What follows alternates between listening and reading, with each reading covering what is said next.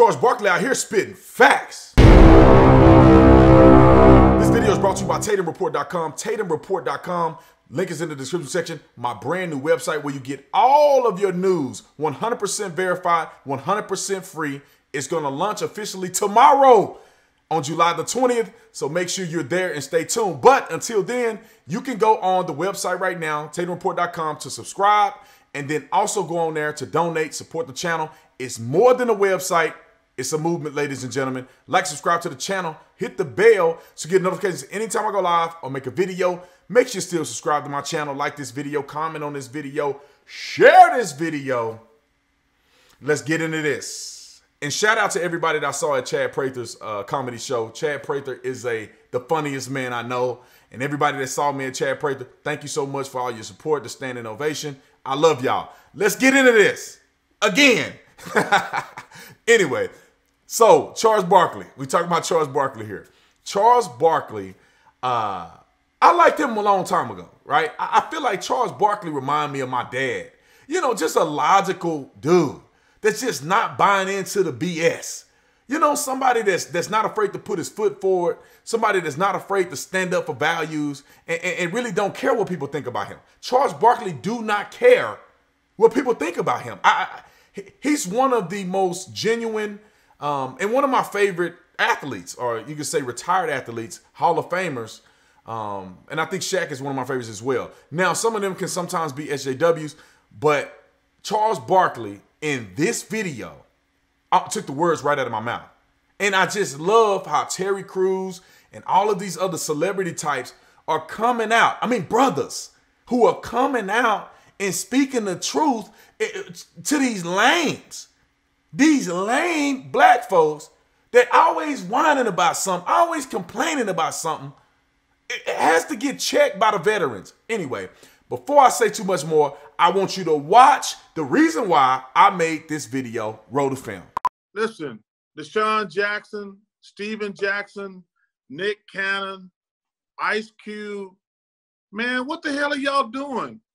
Like, y'all want racial equality. We all do. I don't understand how insulting another group helps our cause. And the only person called y'all on it was Kareem. We can't allow black people to be prejudiced also, especially if we're asking for white folks to respect us, give us economic opportunity, and things like that. I'm so disappointed in these men, but I don't understand how you beat hatred with more hatred. That stuff should never come up in your vocabulary, and it should never come up in your heart. I don't understand it. I'm never gonna accept it.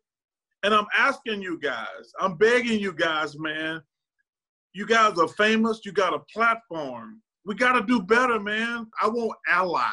I don't wanna alienate anybody.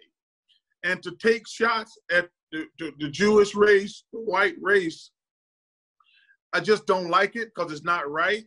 And I had to call them on it because it's really been on my heart. These are the same questions that I have for these activists, these weekend activists, because they don't do nothing in the off season, most of them.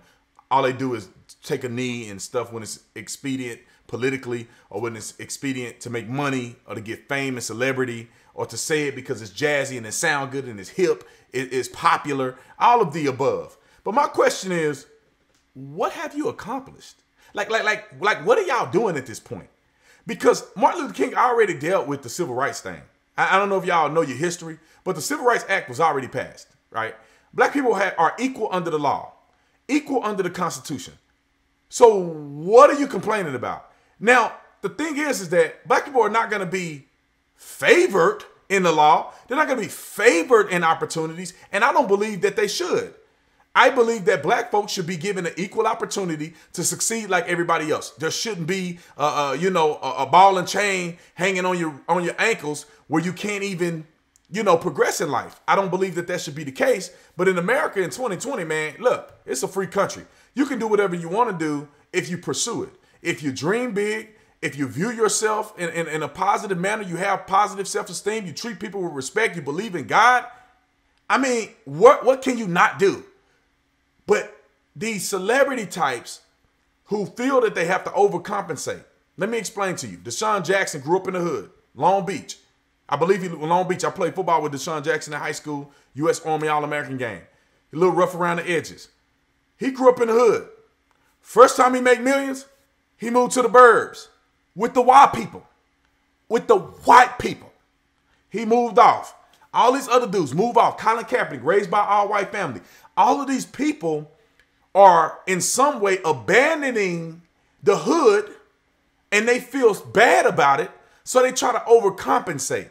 So now you got to be woker than thou. What's his name? Can't even think his name. Wildin' Out.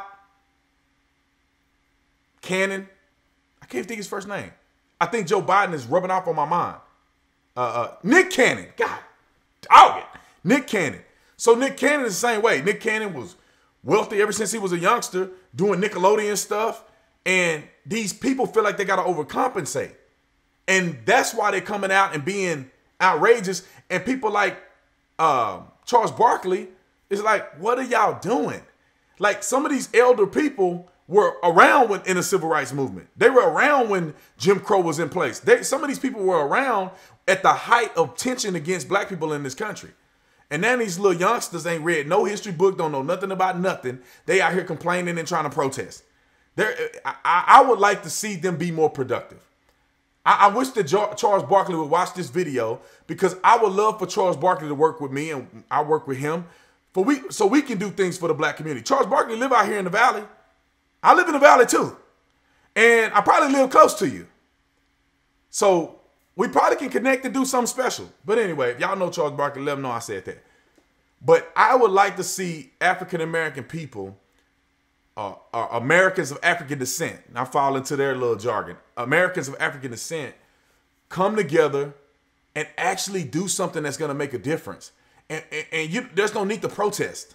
Everybody knows what the issues are. At this point, everybody knows what the issues are. At least at this point. Everybody wants equality. I don't think nobody in this country, except the 5 racists standing in the corner with KKK hoodies on, everybody wants what's best for this country. Everybody wants what's best for their neighbor. And so it's enough talking. It's time to do action. And the biggest problem, and I made a video about it before, is fatherless homes. How about we address that? The abortion mill. How about we address that? Those are things that we can actually tangibly fix, and we don't have to run around picketing and protesting all day long. It just makes no sense. And I like that Charles Barkley and others are calling this out, because it needs to be called out. We need to actually do something about things that make a difference. And I'll say this before I end. The difference that you will make, the greatest difference that you will make, starts in your own home. Your own home. You can do all the activism. You can do all that yelling and cussing and screaming.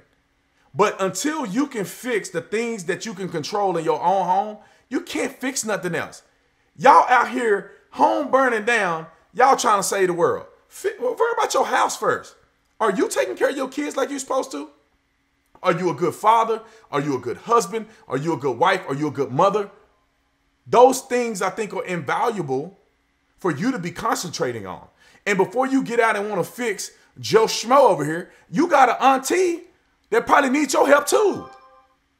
You got an auntie that probably want you to come out and take her to counseling to get her off of crack. But you're trying to do this for everybody else.